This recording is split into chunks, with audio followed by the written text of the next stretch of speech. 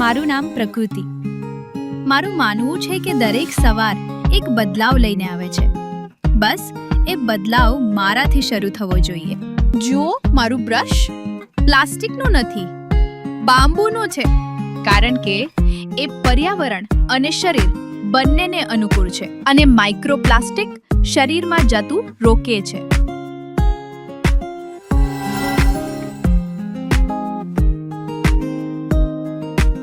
Mummy, મેં તને કાલે રાત્રે જ જમતી વખતે કહ્યું હતું કે દૂધ, છાશ, દહીં કે બીજી કોઈ પણ પ્લાસ્ટિકની થેલીને ખૂણામાંથી નહીં કાપવાની. તું ભૂલી ગઈ ને? તું બહુ ભૂલી જાય છે મમ્મી.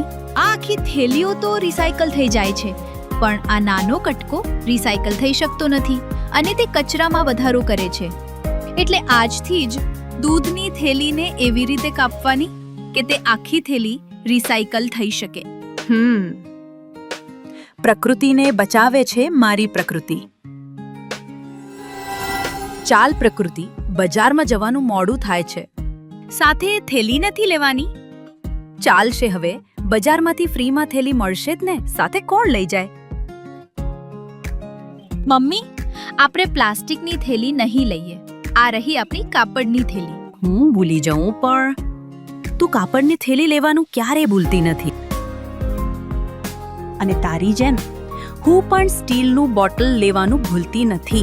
Very good. જો આ સ્ટીલની બોટલને કારણે આપણે પ્લાસ્ટિકની બોટલ લેવાની જરૂર નથી પડતી, એટલે એટલો પ્લાસ્ટિકનો કચરો ઓછો થાય અને સ્ટીલની બોટલમાં પાણી ઠંડુ રહે એ અલગ.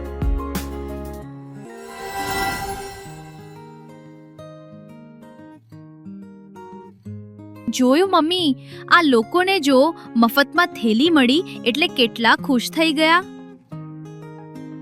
પણ એમને ખબર નથી કે આ સિંગલ યુઝ પ્લાસ્ટિકની થેલી કુદરત માટે કેટલી ખતરનાક છે. તું કે કેટલી ખતરનાક છે? આ સિંગલ યુઝ પ્લાસ્ટિકની થેલીઓ જમીનમાં વર્ષો સુધી ત્યાં જ રહે, પાણીમાં જઈને પાણી બગાડે, પશુઓ ભૂલથી ખાઈ લે તેઓ મરી શકે છે અને અંતે પૃથ્વીને પણ બીમાર બનાવે છે. તને આ બધી કેવી રીતે ખબર પડી? અમારા મેડમ સ્કૂલમાં ભણાવતા હતા કે આવી થેલીઓને 100 વર્ષ સુધી કંઈ થતું નથી. એટલે જ મેં ઘરેથી જ કાપડની થેલી લઈ લીધી હતી. સ્માર્ટ ને? સ્માર્ટ તો તું છે જ. ભાઈ, મને લંચ બોક્સ બતાવો ને. લો બેન, આ પ્લાસ્ટિકનું લઈ જાઓ. વજનમાં હળવું છે અને કિંમતમાં સસ્તું છે. કેમ પ્લાસ્ટિકનું લંચ બોક્સ? આપણે જમવાની વસ્તુઓ પ્લાસ્ટિકમાં ન રાખવું પડે એટલે તો કાચનો ઉપયોગ કરીએ છીએ.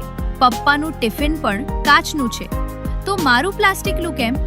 તને પ્લાસ્ટિકના લંચ બોક્સમાં શું તકલીફ છે?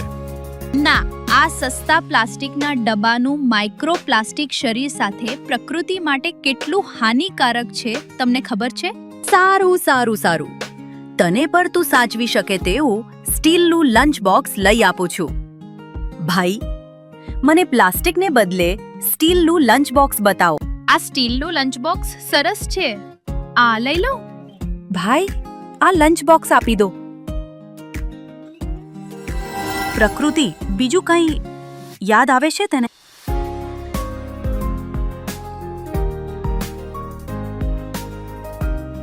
મમ્મી, આજે 23 મે થઈ.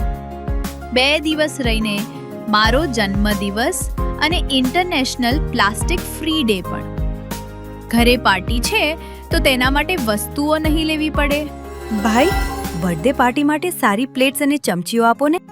બહેન, બર્થડે પાર્ટી માટે આ યુઝ એન્ડ થ્રો પ્લાસ્ટિકની ચમચીઓ અને ડીશ લઈ જાઓ. તમારે કોઈ ઝંઝટ જ નહીં. ફરી પાછું સિંગલ યુઝ પ્લાસ્ટિક મમ્મી? ના મમ્મી, આપણે પ્લાસ્ટિકનું કંઈ નહીં લઈએ. તો શું કરવું છે તારે? મારી બર્થડે પાર્ટી માટે આપણે લાકડાની ચમચી અને કાગળની પ્લેટ લઈ લઈશું, એટલે વધારે કચરો પણ નહીં થાય અને પર્યાવરણને નુકસાન પણ નહીં. સારું દાદીમાં, તું કહે એમ. મમ્મી, શું લેવાનું છે? પેડ લેવા છે. વિચારી રહી હતી કે કયા લઉં.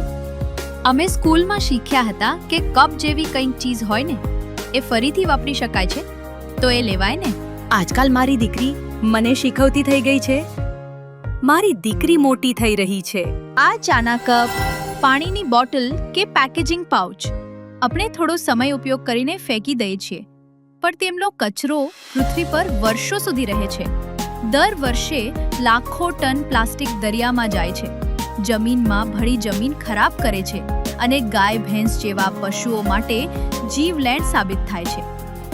સરકતું પ્લાસ્ટિક હવામાં ઝેર ફેલાવે છે અને માઇક્રોપ્લાસ્ટિક હવા, પાણી અને ખોરાકમાં ભરી આપણા શરીર સુધી પહોંચે છે. આપણે જે જોઈ રહ્યા છીએ તે પ્લાસ્ટિકના દૂષણનો માત્ર એક ભાગ છે, પરંતુ પ્લાસ્ટિકનો આ કચરો માઇક્રોપ્લાસ્ટિકમાં પરિવર્તિત થઈ હવા, પાણી તથા ખોરાકમાં ભળી આપણા શરીર પર ભયાનક અસર કરે છે.